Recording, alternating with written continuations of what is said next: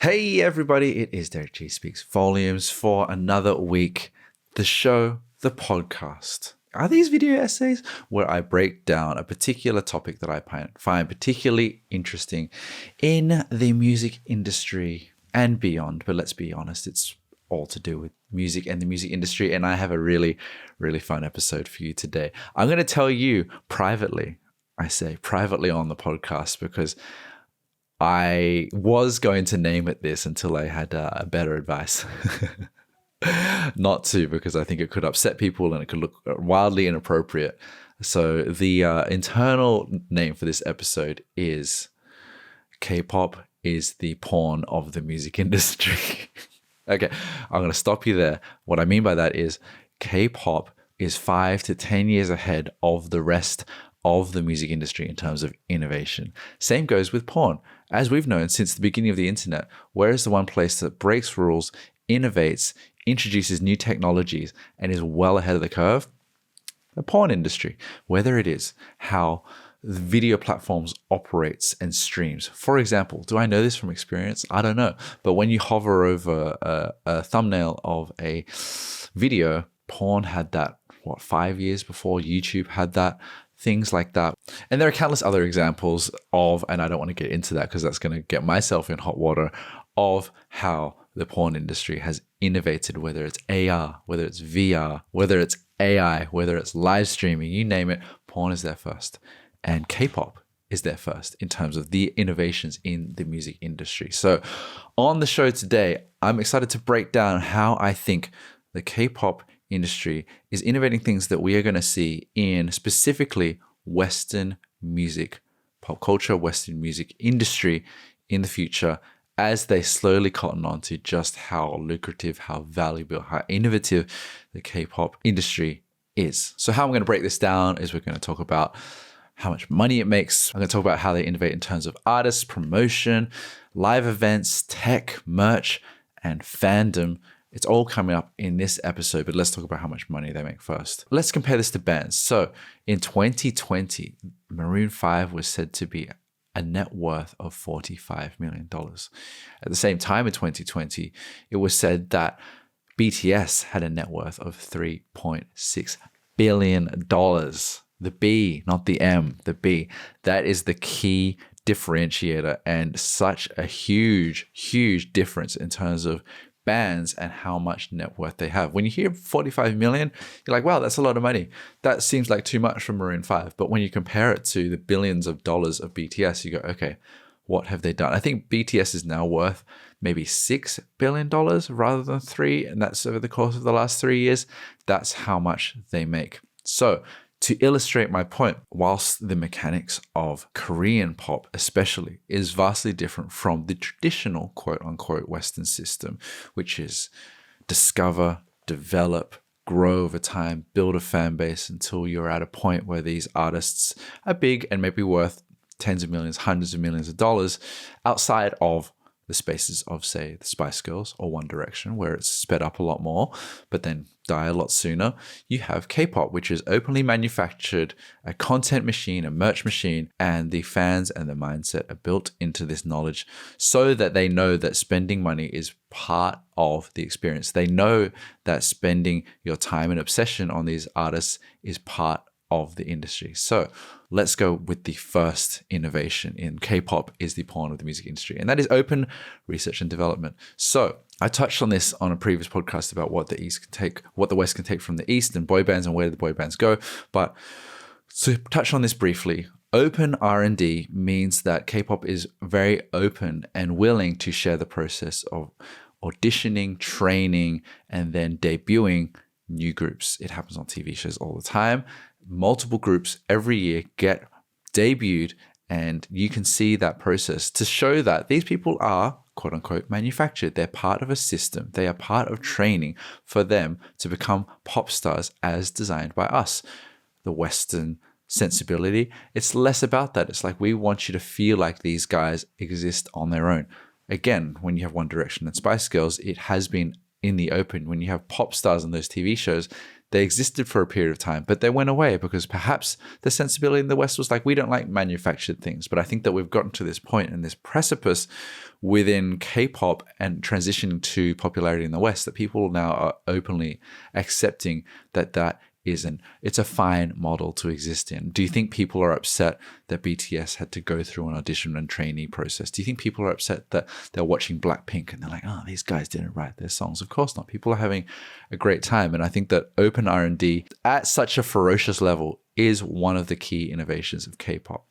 The second innovation that I want to talk about is how they treat artists. Now, I would say that there is an opposite to how they treat artists in K-pop, which is to say, they are often not allowed to have relationships. They have to live together in dorms. They're highly controlled. A lot of their devices are taken off them.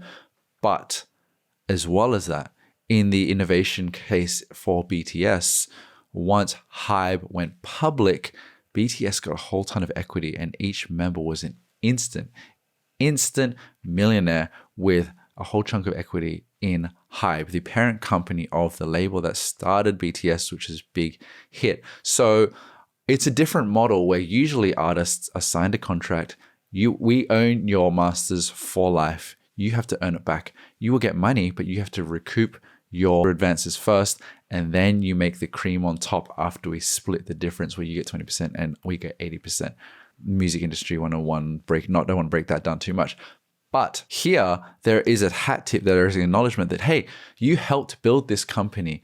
You are going to get part of this company. Can you imagine Universal saying like, hey, congratulations, we wouldn't be a $100 billion company without you. So here is 1% of the company. Thank you to whoever is on Universal. Would never happen. It is a paradigm shift, but something that perhaps smaller companies or smaller record labels could potentially do in the future because you need your artists as much as your artists need you. In this artist category, I also love that K-pop groups this sounds strange, but allows their artists to go solo while they're still in the group. It's almost like off-cycle marketing. So, Jennie, you have a solo. We're talking about Blackpink. Rosé, you have a solo next year. Lisa, you have a solo the year after that. Now, what this does is it likely creates some harmony in the group because you're like, I like that I forgot Jisoo. That creates some harmony in the group because it's like, oh, you get itchy feet. I want to develop my solo career. I have to quit the band in the case of One Direction or other people. I have to quit the band in order to be a soloist, where the new innovation within K-pop is you can still be in the band. We can't release music all the time. So when we're not releasing music, you do your solo thing. You go on a world tour to perform it, promote it, be a solo celebrity, then come back into the fold. Can you imagine where you would have such big bands breaking off without there being some sort of press controversy that these artists have broken up and they're like, tabloids will say that they're not what they used to be? No, they're just doing their solo work. And I think that is a really open-minded innovation. Especially in the last 3 to 5 years, we're seeing K-pop groups go to make English versions of their song or Japanese versions of their songs, what they've been doing for a while. English versions, Smooth Like Butter, Butter by BTS. What that's doing is that it is presenting their music to a new culture for people to sing along to and understand. And you know what I would find super interesting, super innovative for a Western record label is to invite the members of a band to make a Korean version of their song. Let's say, for instance, Harry Styles, As It Was. Imagine if he did a Korean version of that song. Wouldn't people lose their mind? That would be kind of funny. Or better yet, Korean specific singles. So not even a version of, but a single directly for the Korean market. If someone's going to do it, it's going to happen where it's going to make headlines where, look, Charlie XCX drops original song in Korean for the Korean audience. People might go, hey, well, she doesn't speak Korean. Well, a lot of these K-pop groups that do English singles do not speak English either. So there is an acknowledgement, a hat tip to, hey, we appreciate your market. We want to show that we love your market. So here's a song in Korean. Come on. Lastly, on an artist front, I like that they have subunits. So let's take the example of the Spice Girls. Let's say the Spice Girls existed for more than 2 years. Let's say they existed for 10 years. And the company thought, we like the Spice Girls. This brand brand in itself is valuable. And this is all about creating a brand, right? This whole discussion. So why don't we create the Spice Boys? Why don't we create the Spice Kids? Why don't we create subunits of groups? So for example, in K-pop, you have a group called NCT, Neo Culture Technology. They have NCT 127, they have NCTU, they have Wave V. They have a bunch of subunits that are a part of the same brand, but you can kind of follow the storyline and tap into the different subunits as you feel, as you wish, what might suit your styles more. I think it's an open-mindedness to say, okay, we've created an overarching brand and philosophy of a group. What's the harm in creating subunits? I would love to see that, and it's a really innovative way to think about bands and music as brands. The third innovation in terms of K-pop being the pawn of the music industry is promotion. They are the best music marketers in the game. How can New Jeans be so wildly popular and they've only been around for approximately 2 years? Because they know how to market the hell out of them. And how do they do that? Through content. Number one, and this is the case for K-pop for a long time, they drop a single and the single comes with a dance. They perform that dance on TV. So there is a clear marketing through line to get people to absorb it. So you come out with an amazing dance that is almost as important as the song itself, and that gets presented on national television. Now, what New Jeans is doing is that they dropped 4 singles and 4 dances, and they were promoting them all at once. A lot of work for those young girls, but they have 4 bites of the cherry. So they have this mini EP, and I think they had almost dances for every single song on their mini EP. Speaking of which, one that wasn't on my list was the mini EP. People talk about EPs in the West. Mini EPs are almost like these little debut albums that they put out every 6 months to say, we're going to drop this thing. It's not an album. We don't really do albums. We'll do a mini EP or a mini album, as they call that, every 6 months. Then they disappear. Then they come back. It's almost like, here's our concept, here's the package, here's the world we're providing. We're going to promote it and then we're going to disappear, but don't worry, we'll be back. Now, outside of the singles and the dances, what I think they do super well in K-pop is promote that one song and that one dance as much as humanly possible. So you have on the YouTube dance practices. You have dance practices where they perform it in slow motion. You have dance practices where they perform it in fast motion. You have dance practices where they wear silly outfits as they're doing it. Maybe they do it outdoors. Maybe they do it indoors in an aquarium. There's like all these different versions of the dance practices so that you can watch them perform and perform it in different places. And you kind of want to watch them in each one because they're so good, they're so different, and they're so talented performing these singles for you. Not only do you have that, when the music video comes out, they drop things obviously like behind the scenes, but they are not 2-minute things. They're like potentially multi-episode series for the superfans, bringing the superfans into the world to go deeper and deeper into their world. They also do things like music video reactions. So they sit there and they react to the music video that the production company has made for them. So that obviously they start in it, but they haven't seen the final thing and they film that. Anything that they can film to promote their single, they will, and they'll put it online. And I think that is a lot of production. You need a lot of investment. You need a dedicated team. You would need a 30-person, maybe 20, maybe 10-person production crew to capture, post-produce every single bit of this content. So it's expensive for a label to do, because the difference between K-pop companies and labels is labels have hundreds of artists and then they service them a little bit as they release their music. Whereas in K-pop, they have one group, they have 3 groups, and they put all their lasers and all their energy towards that. So when you're in cycle, that production team is making all the content for you, and they're not spread across making a social asset for that little folk artist over there and a little behind the scenes for an EDM artist over there. They don't do that. It's a lot more streamlined and a lot more focused. Let's talk about live events. I've always found the live event side of K-pop really interesting, especially when we look at how much you can charge people for it. So they have a variety of different tiers, as does the West in terms of seating. You can be a VIP, you can be in a box, you can be in general admission, you can have floor seats. But what I've observed is it's broken down even further with K-pop. So let me list out some for you. This is for Blackpink, for example, with the VIP section. So if you spend the most expensive ticket for a Blackpink concert, that's maybe about $5,000. You get early access to standing floor and premium reserved seats. So you can get in, you don't have to run to the barricade. You have premium access to get to the barricade.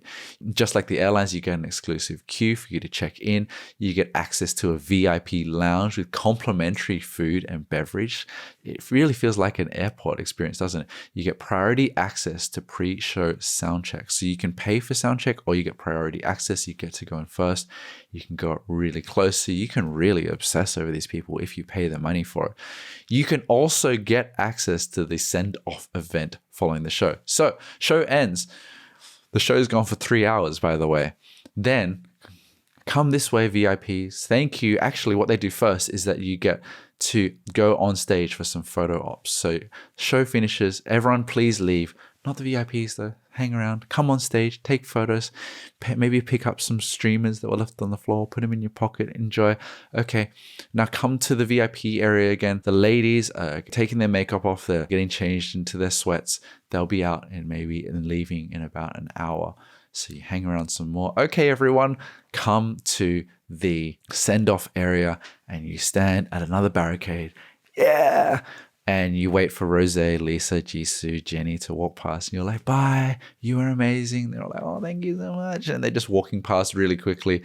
You pay for that experience as well. What else do you get? Commemorative tour merch for VIP people. You get reserved parking. You get a laminate badge with a custom lanyard.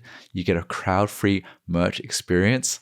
Guys, above and beyond, is this, if you were to look at it from the other point of view, is this the most disgusting version of the music industry? The most capitalist, consumerist form? Yeah. I'm not going to lie to you. It's pretty cynical. It's like, you want to experience the air that they breathe just after they breathed it out, we'll charge you for it. But it's smart. And if you want to make a whole lot of money and if you want to be worth billions of dollars as a company, they figured it out, guys. And I can see a world in which this happens with a new boy group, a new girl group, a new artist that wants to lean into the K-pop model. It's coming. It's coming. Lastly, on the live events, K-pop is a variety show. K-pop is a 3-hour concert where it isn't just, I'm going to play you my set of songs, I'm going to do a bit of banter, I'm going to leave.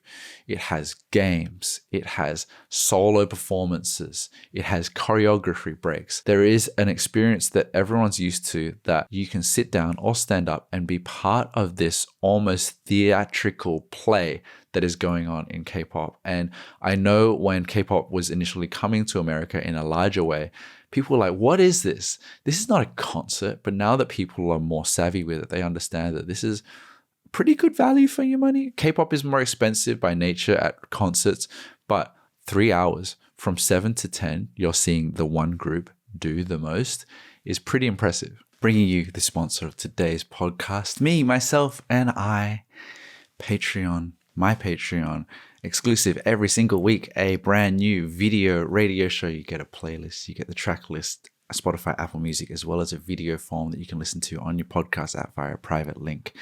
New finds, new music to me, or new releases, all stitched together, themed episodes.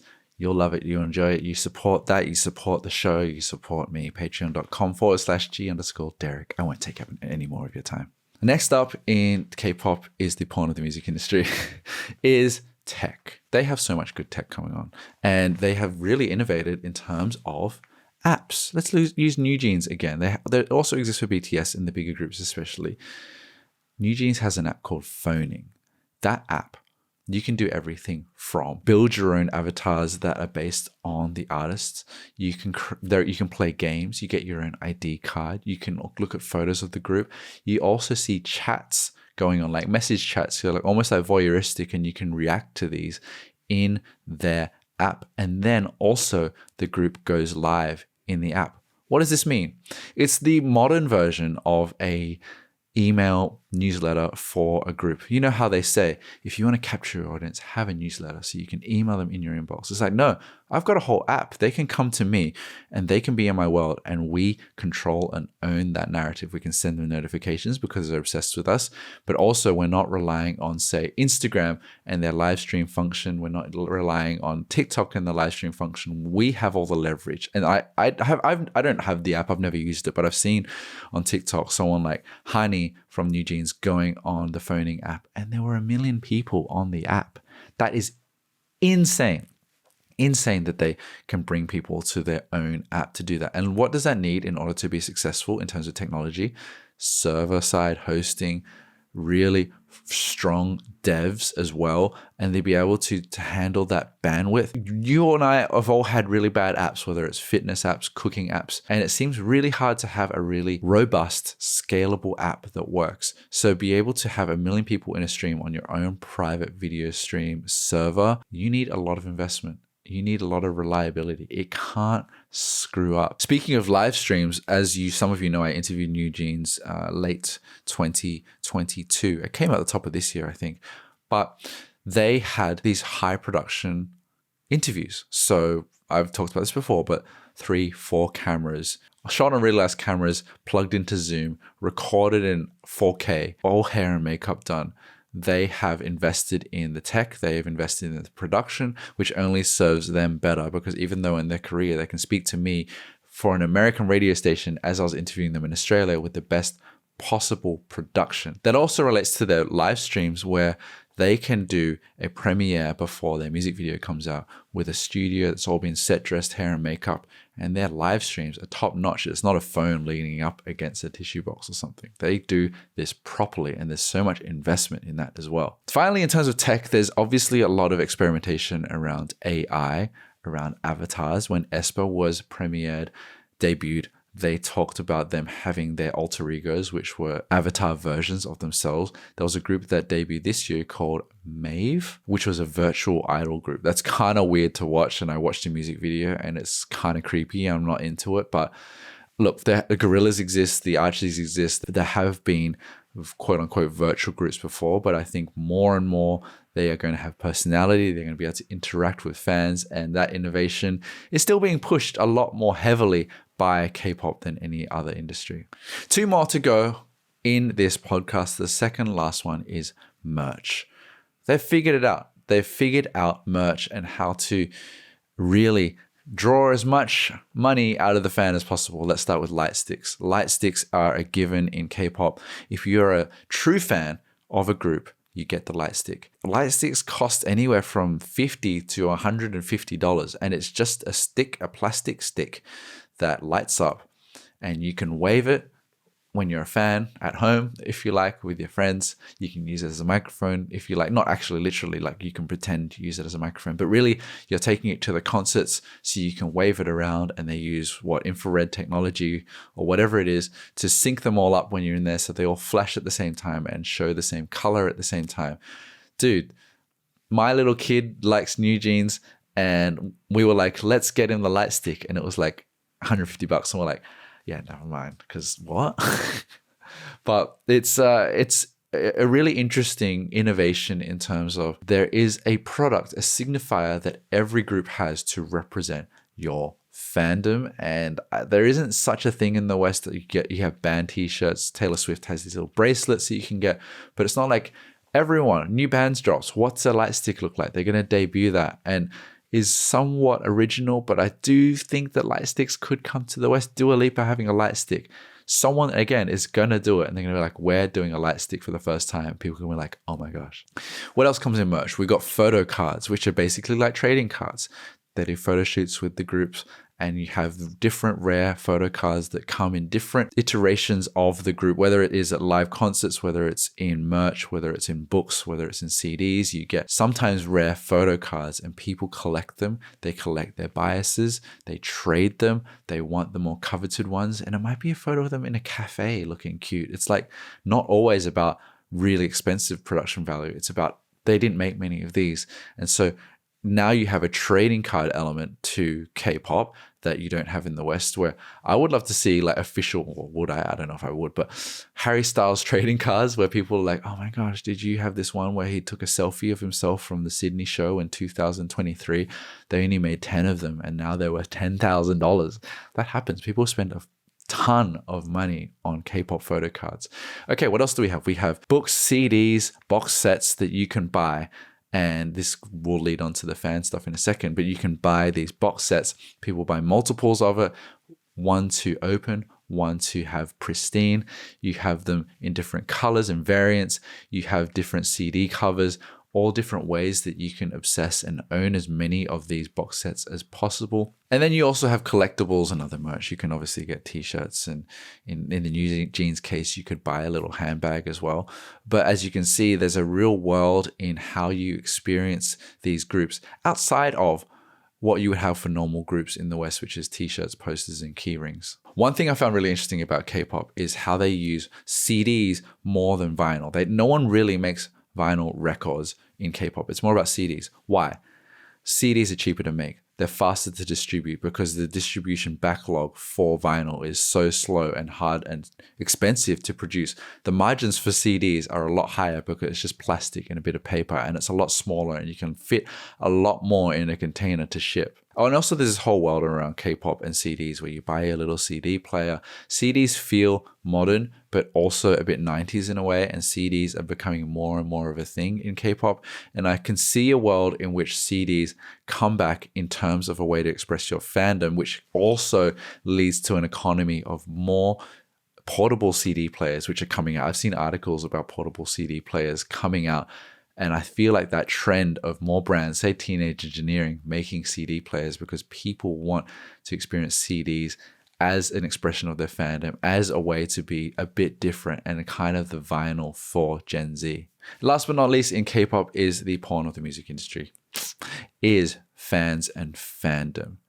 K-pop has really figured out the way to get within the psyche of a fan and figure out how to monetize them as much as possible. First one, fan signs. Fan signs are an event where you line up and you get a very brief moment to say hello to your idols. They're called idols because they're treated like idols. You can either look at them through glass and wave. I've seen them where they're literally standing up in a row behind glass and you walk past and wave and they wave back at you. Wild. You pay a lot of money for that. Or in some cases, they're sitting down and they sign something for you. You maybe can give them something. You can say, oh my gosh, I love that song. Sure, they do signings in the West, but fan signs being a specific event and a particular draw card is one way to interact with fans. The second way is the more commercial minded way to monetize and build a fan artist relationship, which is fan calls, which is you can use Kakao or a version of a video chat app and you can speak to your idol. You can literally speak to them, but not everyone can. How do you do it? You have to get access. And how do you get access? The more merch you buy. Specifically, it's usually albums. How many albums you buy, box sets you buy.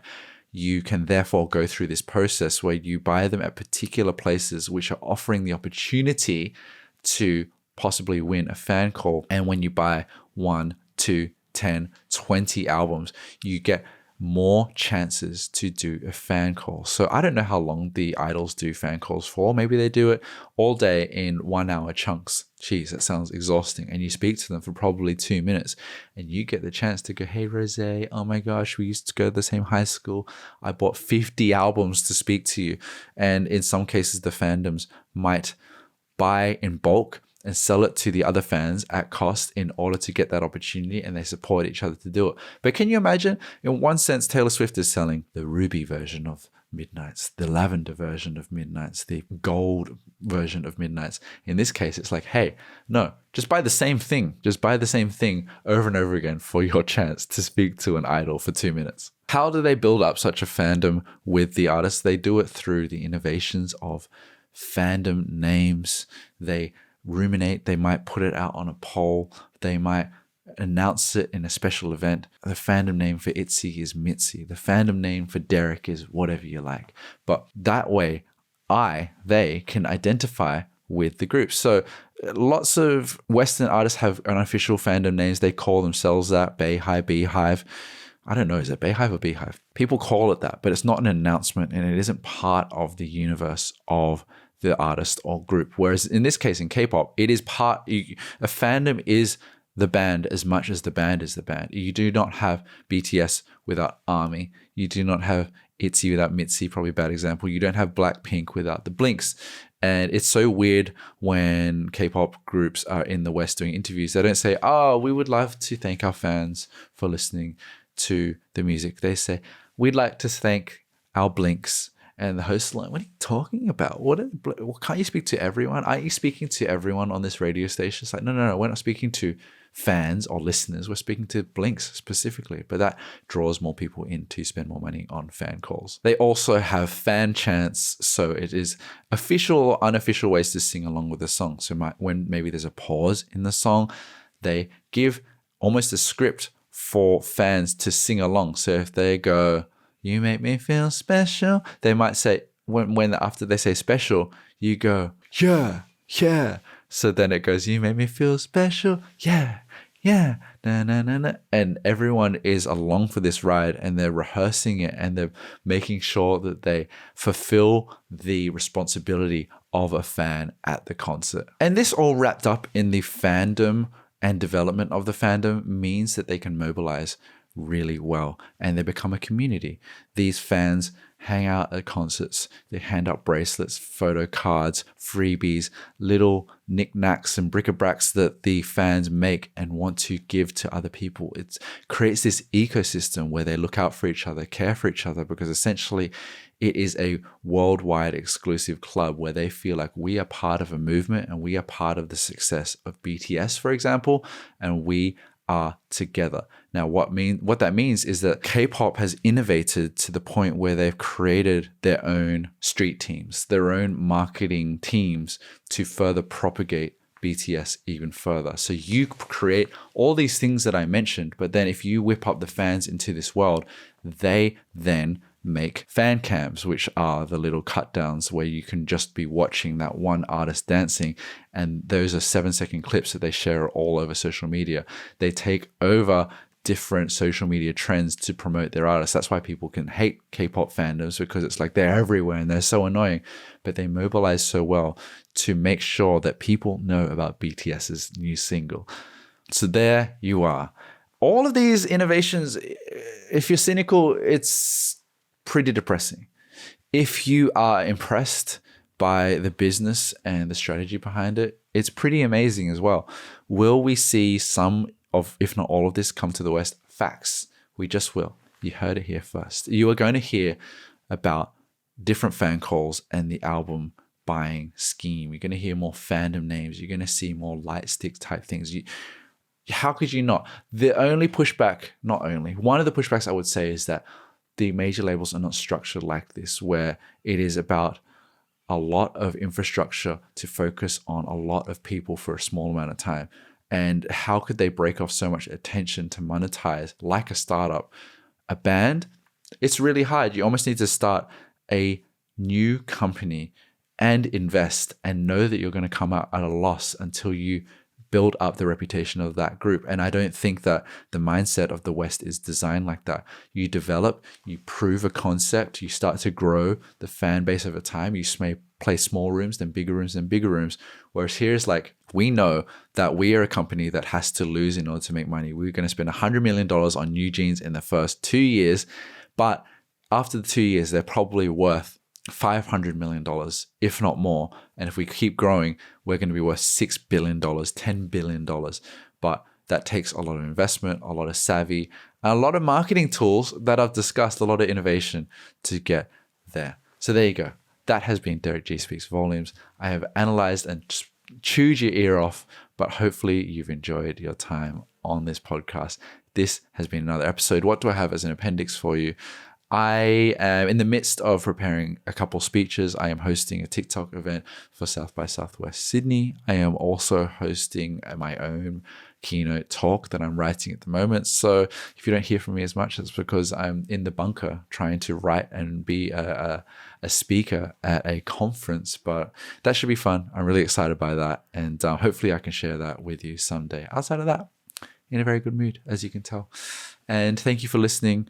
I'll see you on the next episode. Like, fave, subscribe, star if you like it, and I'll see you on the next one. Bye.